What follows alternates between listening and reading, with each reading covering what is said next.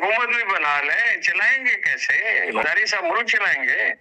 ये अपने कारोबार चला सकते हैं, मुल्क नहीं चला सकते। आपको अंदाजा है कितने लोग मुल्क से बाहर चले गए हैं?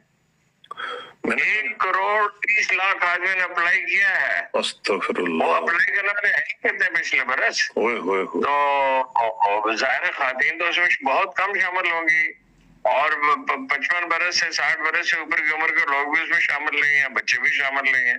तो कुल तो 5-6 करोड़ आदमियों से 1,20,00,000 ने तो अप्लाई किया। 10-20 तकरीबन रेट है जिन्हें वीजा मिलता है। और अब हालत ये है, जहरीज वाले जो हैं वो नए नए दफातर खोल रहे हैं और तादाद बढ़ती चली जा रही है, और ख्याल है कि इस साल 1.5 करोड़ आदमी अप्लाई करेंगे। तो फॉरेस्टेशन में लोग निकल रहे हैं मुल्क से बाहर, और वो भुट्टो के दौर में जो हुआ था उससे भी ज्यादा ब्रेन ड्रेन हो रहा है। डॉक्टर, इंजीनियर, ये वो, जहाँ किसी के सींग समय